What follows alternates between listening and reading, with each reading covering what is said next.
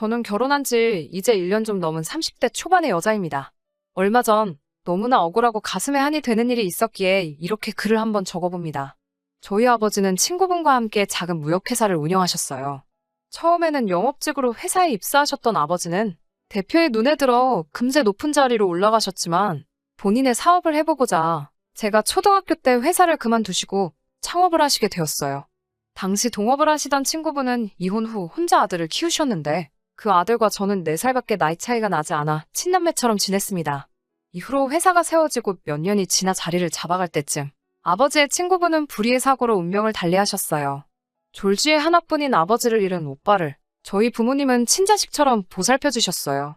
그렇게 영리하고 똑똑한 오빠는 서울에 있는 유명 대학에 진학하였고 저는 미국으로 유학을 떠났습니다. 4년의 긴 유학을 마치고 돌아오니 오빠는 어느새 멋진 사회인이 되어 있었어요. 오빠는 저에게 정식으로 사귀어보지 않겠냐고 물었고 저는 좋다고 했죠. 어린 시절부터 오빠를 좋아했었거든요. 나중에 들으니 저희가 사귀게 된 사실에 대해 저희 부모님은 굉장히 기쁘셨다고 해요. 어려서부터 오빠가 어떤 사람인지 누구보다 가까이서 보셨으니까요. 그렇게 저희는 알콩달콩 누가 봐도 예쁜 연애를 1년간 이어갔어요. 그리고 오빠는 저에게 청혼을 해왔습니다. 저는 앞으로 제 인생의 꽃길만 펼쳐질 줄 알았어요. 하지만 인생이 항상제편은 아니더라고요. 결혼 이야기가 나오고 얼마 지나지 않았을 무렵 오빠가 평소답지 않게 자꾸 다른 곳에 정신이 팔려 있더라고요. 저는 오빠가 먼저 말해주길 기다리다 답답하여 결국 무슨 일인지 물었어요. 오빠는 몇 번을 망설이다가 힘들게 이야기를 꺼냈습니다. 어린 시절 헤어졌던 어머니가 연락을 해왔다는 거예요. 어떻게 자기 연락처를 알았는지는 모르겠는데 회사 1층으로 찾아왔더래요. 아픈 곳 없이 건강해 보이는 어머니를 보니 반갑기도 하고 어이가 없기도 하고 마음이 너무 복잡하더래요. 무슨 말을 해야 할지 몰라 일단은 같이 근처에 있는 카페로 모시고 갔대요. 어머니는 자기가 생각이 짧았다며 어떻게든 너를 내가 키웠어야 했다면서 눈물을 보이시더래요. 그러면서 아버지가 일찍 돌아가신 줄 몰랐다가 얼마 전 우연히 알게 되었다면서 그래서 이렇게 널 만나러 온 거라며 이제라도 용서해 줄 수 있겠냐고 물으셨다고 해요.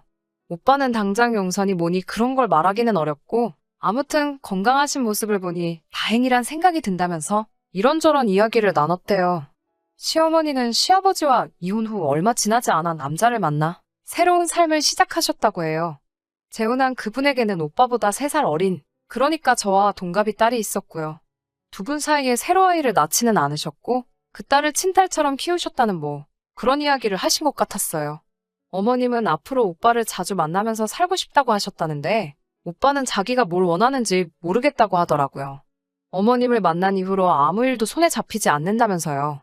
저는 그래도 친어머니이니 안 좋은 감정은 최대한 해소하고 앞으로라도 좋은 기억을 많이 만드는 게 어떻겠냐고 조언했죠. 그리고 저에게 또 다른 가족이 생긴다는 사실이 걱정도 되고 기대도 됐고요.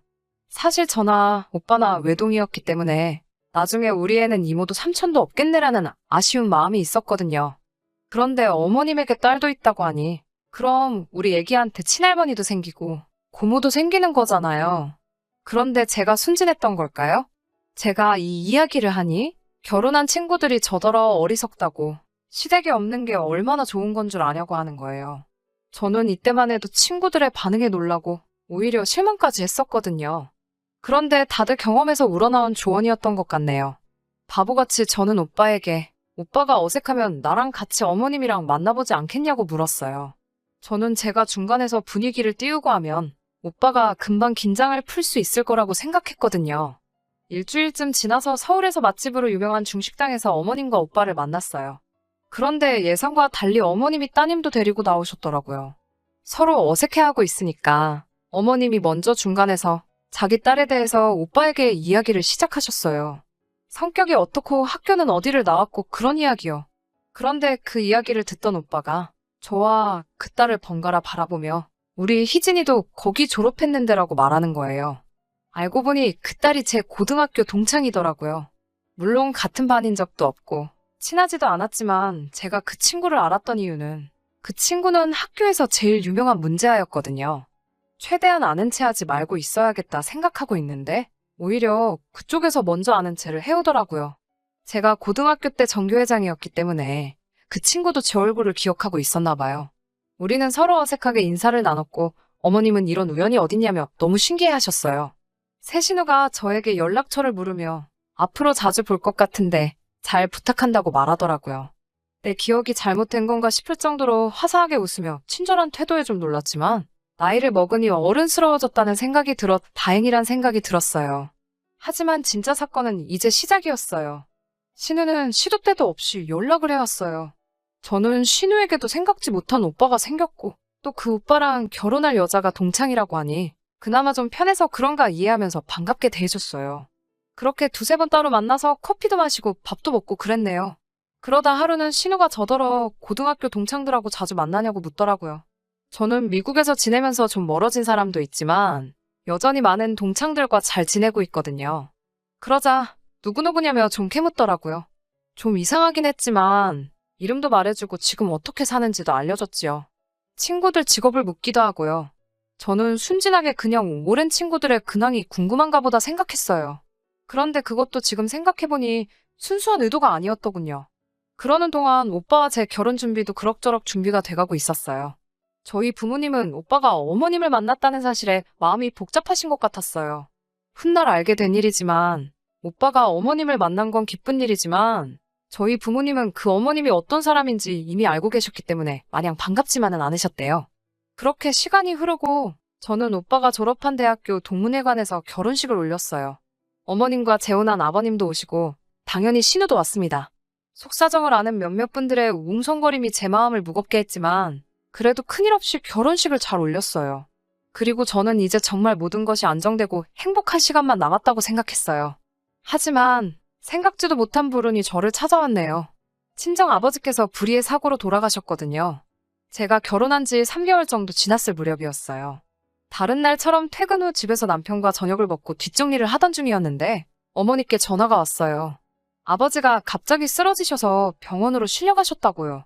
그렇게 응급실로 실려가신 아버지는 미처 손써볼 겨를도 없이 그날 저녁 세상을 떠나셨어요. 그 이후로 저도 어머니도 제정신이 아니었죠. 남편이 없었다면 어떻게 됐을지 모르겠네요. 저를 더 힘들게 한 건 다름 아닌 신우의 기행이었어요. 아버지의 장례식장에는 정말 많은 분들이 왔어요. 친인척부터 아버지, 지인분들과 제 친구들까지 전부요. 당연히 저희 시부모님과 신우도 왔습니다. 그런데 신우가 저희 아버지 장례식장에서 자기 청첩장을 돌리고 있더라고요. 아무리 자기가 그동안 친구들과 연락이 많이 끊어졌고 했어도 어떻게 저희 아버지 장례식장에서 본인의 청첩장을 돌리냐고요. 저와 친한 친구 몇몇이 미친 거 아니냐고 지금 뭐 하는 거냐며 그 친구에게 소리를 질렀고 신우도 지지 않고 자기가 바쁘고 너희들도 바빠 보이니 일일이 만나서 줄 수가 없어서 그러는 건데 그런 것도 이해를 못하냐며 지지 않고 덤비더라고요. 저희 어머니는 기절하다시피 쓰러지셨고 저는 악다구니를 쓸 정신조차 차릴 수 없었습니다. 남편은 신우의 팔을 잡아끌며 강제로 장례식장에서 내보냈지만 제 분노는 사그라들지 않더라고요. 시부모님도 미안해하시기는커녕 저더러 참 속도 좁다며 청첩장 돌리는 게 30분이 걸리냐 1시간이 걸리냐며 매정하다고 하시더라고요. 돌아가신 너네 아버지가 딸이 이렇게 야박한 걸 보면 저승에서도 창피해하실 거라고요. 우여곡절 끝에 장례식이 끝나고 저는 남편에게 앞으로 2번 다시 시댁하고 상종하고 못 살겠다고 말했어요. 차라리 우리 결혼식장에서 청첩장을 돌렸으면 그나마 이해를 하겠다고요. 나는 가족을 잃었는데 어떻게 자기 결혼식을 떠들어대고 있냐고 인간이 맞냐고 화를 냈죠. 당연히 남편도 제 편을 들어줬고 2번 다시 상대하지 말자고 하더라고요. 자기가 장인어른께도 죄송한 마음뿐이라면서요. 그런데 남편의 사과에도 제 마음이 정말 풀어지질 않더라고요. 그래서 결국엔 제가 원하는 방식으로 복수했어요. 일단은 장례식 날 그 광경을 목격한 친구들 중 몇몇에게 눈물로 부탁을 했어요. 다행히 과거에 신우에게 당한 바가 있는 3명의 친구가 제 복수를 도와주겠다고 하더라고요. 그렇게 2달이 지나고 드디어 기다리던 신우의 결혼식 날이었어요. 예상했던 대로 남편은 안 간다고 하더라고요. 마침 결혼식이 10월이었기에 신우이에게 할로윈처럼 잊지 못할 추억을 만들어주고 싶었죠. 그래서 처녀귀신처럼 옷을 차려입었습니다. 얼굴을 새하얗게 분칠하고 입술도 새빨갛게 칠했어요. 검은 긴 머리도 풀어헤치고 아버지 장례식 때 입었던 상복도 입었습니다. 그렇게 신우 결혼식장으로 갔습니다. 아무튼 저는 결혼식 시작 전에 가면 쫓겨날까봐 일부러 식장에 도착한 다음에 결혼식 시작하고 5분 정도 지날 때까지 화장실에 숨어 있었어요. 그리고 신부 입장 끝나고 나서 저도 조용히 늦은 하객으로 들어가 구석 조명 어두운 자리에 서 있었습니다. 비록 뒤에 서 있었지만 금방 웅성웅성 난리가 났고요. 절 보고 놀란 어린애 2명이 자지러지게 울기 시작했죠. 앞에 서 계신 주례사분은 어떻게든 결혼식을 이어나가려고 애를 쓰는 것 같았고, 혼주석에 있는 시부모님도 저더러 미쳤다고 뭐 하는 거냐고 난리를 치시더라고요. 이 상황을 아무것도 모르는 사돈네는 황당해서 앉아있고, 신우는 발작하듯 저더러 당장 꺼지라고 하더라고요. 곱게 차려입은 신부가 악다구니를 쓰니 얼마나 웃기던지요. 저는 가만히 서 있다가 그대로 아래층 뷔페로 향했습니다. 식장의식 안 보고 식사부터 하시는 하객들도 있잖아요. 저는 축의금을 안 내서 식사권도 못 받았거든요. 그래서 그냥 식당 입구에 가만히 앉아 있었어요. 당연히 거기서도 웅성웅성 얼마나 웃기던지요. 그렇게 한 3, 40분 식장과 뷔페를 휘젓고 다녔어요. 사정 모르는 사람은 제가 미친 여자로 보였겠지요. 아마 신우가 주변 사람들한테도 그렇게 얘기하고 다녔을 거예요. 그래도 상관없죠. 기분 너무 좋더라고요. 운전하면서 집에 오는데 진짜 웃음이 자꾸 나와서요. 그때 제 모습을 본 사람들은 아마 제가 실성한 줄 알았을 거예요. 그날 저녁 신우가 어머님이랑 합세를 해서 남편한테 전화를 했더라고요. 스피커폰이 아닌데도 어찌나 목청이 좋은지 무슨 욕을 하는지 다 들리더라고요. 셋이 아버님까지 저보고 자기 눈에 걸리기만 해봐라 하시며 난리도 아니시대요.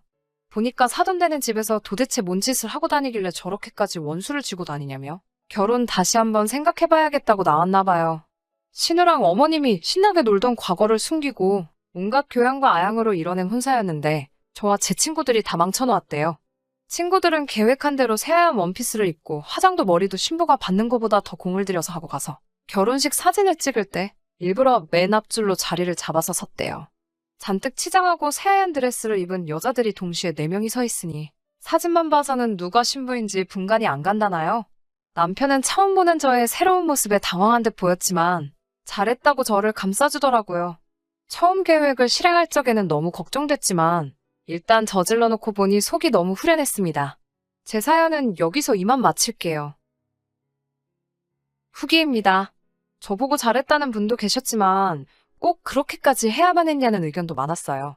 너무 화가 나는 마음에 어떻게 한 방 먹여줄 생각만 했던 제가 너무 생각이 짧았다는 생각도 했고 반성도 많이 했습니다. 새 시아버지와 시어머니께 그날 있던 일에 대해서 사과를 드리고자 했는데 오빠가 아직은 두 분이 화가 많이 나 계시니 조금 누그러지면 하는 게 좋겠다고 해서 미루고 있었어요. 그러던 어느 날 신우의 사돈 어르신 되실 분들이 제 연락처를 어떻게 알았는지 저에게 연락을 해오셨어요. 저보고 잠깐 시간이 가능하면 만날 수 있겠냐고요. 시부모님께도 사과를 드리려고 했으니 사돈 되실 분들에게도 정중히 사과하는 게 맞다는 생각에 결혼식을 망쳐놓은 장본인이었지만 욕먹을 각오로 알겠다 하고 약속 장소에 나갔습니다. 사돈 되실 분들을 보자마자 저는 고개 숙여 그날 있던 일에 사과를 드렸어요. 화가 많이 나 계신 듯 보였지만 저의 사과를 받아주시더니 그날 있던 일에 대해서 이유가 뭐였는지 자초지종을 물어보시더군요. 고작 그런 걸 가지고 그 사단을 냈냐며 저를 나무라실 줄 알았는데 그쪽에서는 그런 사실을 하나도 몰랐고 며느리들 신우의 성품이 그런 사람인 줄 몰랐다고 놀라시더군요. 돌아가신 아버지는 제 남편에게도 친아버지 같은 분이셨다고. 물론 제가 그날 그렇게 한 행동에 대해서 남편은 모르고 있었지만 남편도 제 일처럼 분개했다고 말씀드렸습니다. 결혼식이라는 큰 행사에서 제 행동이 너무 어리석었고 크게 반성 중이라고 말씀을 드렸습니다. 어떤 결정을 내리시던 간에 저는 그날 일에 대해 제가 책임을 질 수 있다면 그렇게 하겠노라 말씀드리고 원하신다면 두 사람 앞에 무릎 꿇어 사죄할 수도 있다고 말씀드렸어요. 두 분은 저에게 아니라고 오히려 몰랐던 걸 알게 돼서 고맙다는 알 수 없는 대답을 해오셨어요. 결론부터 말씀드리자면 두 사람은 결국 파혼을 했습니다. 사돈 되실 분들이 지역에서 유명한 자산가였다고 합니다. 얼굴 하나만큼은 반반했던 새 신우가 어떻게 그 사실을 알고 남편 될 사람을 꼬신 거였다네요. 신우의 남편 될 사람이 아직 철이 들지 않아서 만난 지 얼마 되지도 않은 상황에서 막무가내로 결혼을 하고 싶다고 바득바득 우겨댔고 두 분은 혹시 모르니 혼인신고만큼은 결혼 후 어느 정도 시간이 지나 새 신우의 사람 됨됨이를 보고 올리기로 정한 결혼이었다고 합니다. 사돈 되실 두 분은 새 신우의 그런 행동만 봐도 앞으로 다가올 미래가 뻔히 보인다며 파혼을 했다고 합니다. 제가 무슨 짓을 저지른 건가? 마치 하늘이 노래지는 것 같았어요. 남편에게 그 소식을 전해 듣고 제가 사돈 되실 분들의 마음을 돌려놓아야겠다고 정말 미안하다고 사과했어요. 남편은 허둥대는 저를 막아서며 그럴 필요 없다고 하네요. 남편은 어머니가 자기를 낳아주신 그 사실은 변하지 않지만 지금 자기 자신을 이렇게까지 만들어준 건 돌아가신 시아버지와 저희 부모님 덕이라고 말해왔습니다. 남편도 신우의 그날 행동에 대해서 화가 많이 나 있었고, 안면물수하고 신우가 무슨 잘못이 있냐고 따지는 시어머니와 새시아버지 모습에 큰 실망을 했다고 하네요. 어머니는 여태까지 본인 인생에 없는 사람이라 생각하고 살아왔는데 이제 와서 나타나셨다고 자기의 진짜 어머니가 되는 게 아니지 않겠냐며, 그날을 기점으로 자기도 어머니에게 핏줄이 이어져 있다는 이유만으로 자식 노릇을 하고 싶은 마음이 사라졌으니 너무 그 일로 마음고생하지 말라고 말해줬어요. 오히려 새신우에 사돈 되실 분들이 저에게 고마워하고 있을 거라고, 시댁과는 이제 연을 끊고 살 생각이니 절대로 죄책감 갖지 말라고 저를 다독여줬습니다. 남편에게는 따로 말하지 않을 거지만 시어머니 쪽에는 제가 언젠가 찾아가서 그날 일에 대해서 사과를 드릴 생각이에요. 그날의 제 행동이 어른스럽지 못했다는 건 인정하는 바이긴 하지만 그렇다고 너무 저자세로 나갈 생각도 없습니다. 제가 그런 행동을 하게 된 이유를 정확히 설명드리고 그날 그런 일만 없었어도 제가 이런 일을 벌이지 않았을 거란 말도 하려고 해요. 의견 남겨주신 모든 분들께 감사하고 제 행동에 대해 눈살을 찌푸리셨을 청취자분들께도 다시 한번 사과드립니다. 모두 좋은 하루 되시고 다음에는 더 좋은 이야기로 사연을 보내드릴게요.